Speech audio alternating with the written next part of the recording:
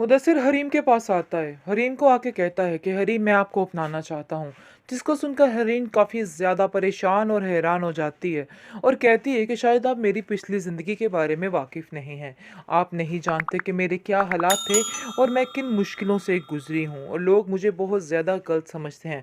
जिसको सुनकर आप देखेंगे कि मुदस्सिर कहता है कि मैं आपके बारे में सब जानता हूँ। मुझे सब इल्म है कि आपके बारे में लोगों ने क्या-क्या कहा, लेकिन मुझे इन सब बातों से कोई फ़र्क नहीं पड़ता है। आप फ़िक्र मत करें, आपको कभी भी इन बातों का सामना नहीं करना पड़ेगा, क्योंकि मैं जानता हूँ हकीकत क्या है, क्या नहीं।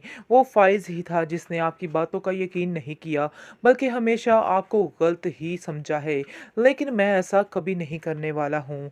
जिसको सुनकर हरीम कहती है कि ये कही हुई बातें हैं, फ़ाइज़ भी इस तरह की मोहब्बत के दावे करता था, लेकिन मुझे क्या पता था कि बात यहाँ तक पहुँच जाएगी और ऐसा हो जाएगा। जिसको सुनकर आप देखेंगे कि मुदस्सिर काफ़ी उदास होता है और कहता है कि शायद आप मुझे समझने में गलती कर रही हैं। आपको नहीं पता है कि मैं क्या हूँ।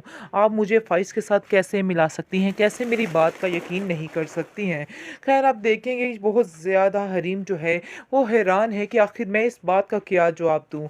इससे मुदस्सिर की माँ कहती है कि मैं उससे मिलना चाहती हूँ।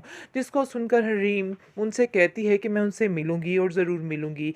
जैसे ही उसकी मुलाकात मुदस्सिर की माँ से होती है, मुदस्सिर की माँ भी यही किस्सा छेड़ के बैठ जाती है और कहती है कि बेटा, मैं यही चाहती हूँ कि मेरी इस लड़की से जान छूट जाए।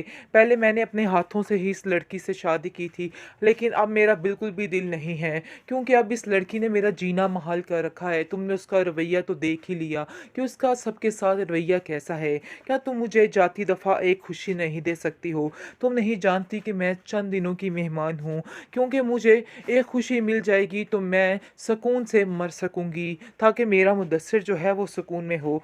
जिसको सुनकर हरीम कहती है कि ये मेरे बस की बात नहीं है और ना ही मैं कोई ऐसा फ़ैसला कर सकती हूँ, इसलिए मैं आपसे कुछ भी नहीं कह सकती। भी अगर हरीम के बारे में ऐसी-वैसी बात करेगा तो मैं एक पल के लिए भी बर्दाश्त नहीं करूँगा। इसलिए बेहतर यही है कि यहाँ से चलते बनिए। तुम्हें तब याद नहीं आया था जब तुमने उस पर इतने घटिया इल्ज़ामात लगाए थे, अब तुम कैसे उसके बारे में इस तरह से बातें कर सकते हो? अब ये माफ़ी-तलाफ़ी का कोई फ़ायदा नहीं। बेहतर यही है कि तुम यहाँ से चले जाओ और दोबारा कभी भी इधर मुड़ के मत देखना। जिसको सुनकर आप देखेंगे कि फ़ाइज़ बहुत उदास हो जाता है, क्योंकि उसको समझ आ जाती है कि उसकी दाल अब गलने वाली नहीं है। अब माफ़ तो कर दिया हरीम ने, लेकिन हरीम उसको कभी भी एक्सेप्ट नहीं करेगी। हमेशा-हमेशा के लिए फ़ाइज़ उसके दिल से उतर चुका है। इस चीज़ का अंदाज़ा हो चुका है जी बड़े अच्छे तरीके से अब उसको, और अब वो समझ चुका है कि अब उसकी दाल नहीं गलेगी। ख़ैर जी, बहुत ज़्यादा टेंशन में आ चुका है मुदस्सिर, क्योंकि मुदस्सिर को समझ नहीं आ रही कि वो आखिर अपनी बीवी से छुटकारा कैसे हासिल करे, क्योंकि उसने दिन ब दिन उसको तंग करके रख दिया है। और वो हश्र कर रही है कि बात-बात पर ज़लील और बात-बात पर ताने दिए जा रहे हैं। ये बात बिल्कुल भी बर्दाश्त नहीं हो पा रही है अब मुदस्सिर से, और मुदस्सिर अपनी माँ से कहता है कि मैं अब तंग आ चुका हूँ इस औरत से। बस कोई ऐसा रास्ता बताइए कि बस मैं इसको अब छोड़ दूँ। जिसको सुनकर वो कहती है कि मैं तो तुम्हें पहले भी कह रही थी कि तुम इस लड़की को छोड़ दो और अपनी ज़िंदगी को हरीम के साथ शुरू करो। वो तुम्हारे लिए बेहतरीन इंतख़ाब है। शायद तुम्हें इस चीज़ का अंदाज़ा नहीं हो पा रहा है, लेकिन तुम्हें ये बात समझनी होगी और इस बात पे यकीन करना होगा कि तुम्हारी माँ तुम्हारे लिए कोई गलत फ़ैसला नहीं ले सकती है। मैं तुम्हारे लिए जो सोच रही हूँ, बिल्कुल ठीक सोच रही हूँ। मेरी बात का यकीन करो और हरीम को फटाफट से शादी करके इस घर में ले आओ, क्योंकि मज़ीद मैं भी अब ये बातें बर्दाश्त नहीं कर सकी। मेरी ज़िंदगी मौत का तो कोई भरोसा ही नहीं है।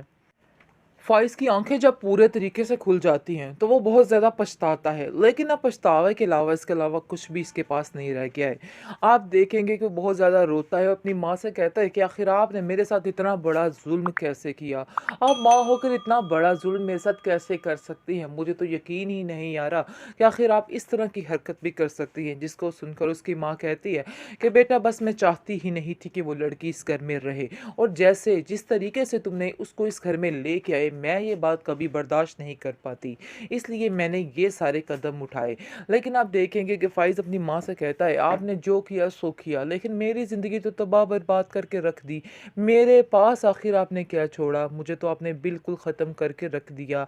जिसको सुनकर काफ़ी ज़्यादा वो भी कहती है कि हाँ, मुझे अब जाकर एहसास हो रहा है कि हरीम इस घर के लिए एक बेहतरीन तोहफ़ा थी, लेकिन शायद मुझे इस चीज़ का अंदाज़ा पहले नहीं था। अब जाकर इन चीज़ों का इल्म हो चुका है कि हमना और हरीम में कितना फ़र्क है, लेकिन अब उसके पास कुछ भी नहीं रहा है।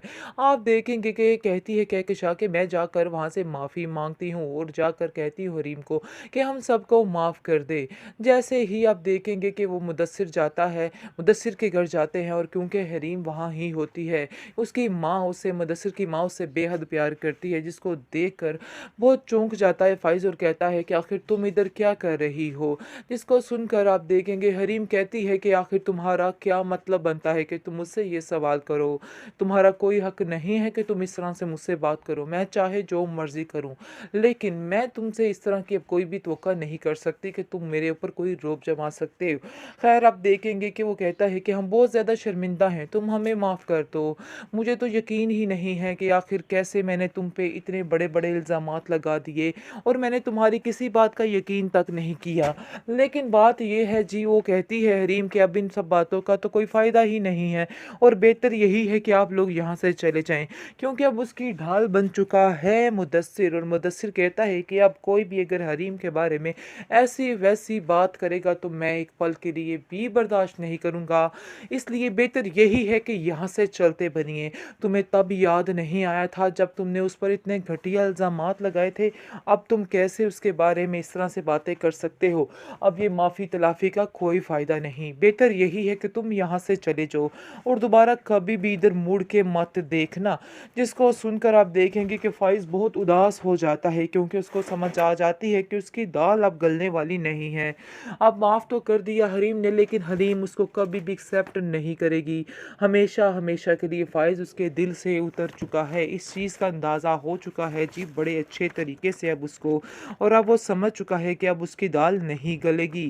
ख़ैर जी, बहुत ज़्यादा टेंशन में आ चुका है मुदस्सिर, क्योंकि मुदस्सिर को समझ नहीं आ रही कि वो आखिर अपनी बीवी से छुटकारा कैसे हासिल करे, क्योंकि उसने दिन ब दिन उसको तंग करके रख दिया है। और वो हश्र कर रही है कि बात-बात पर ज़लील और बात-बात पर ताने दिए जा रहे हैं। ये बात बिल्कुल भी बर्दाश्त नहीं हो पा रही है अब मुदस्सिर से, और मुदस्सिर अपनी माँ से कहता है कि मैं अब तंग आ चुका हूँ इस औरत से, बस कोई ऐसा रास्ता बताइए कि बस मैं इसको अब छोड़ दूँ। जिसको सुनकर वो कहती है कि मैं तो तुम्हें पहले भी कह रही थी कि तुम इस लड़की को छोड़ दो और अपनी ज़िंदगी को हरीम के साथ शुरू करो। वो तुम्हारे लिए बेहतरीन इंतख़ाब है, शायद तुम्हें इस चीज़ का अंदाज़ा नहीं हो पा रहा है।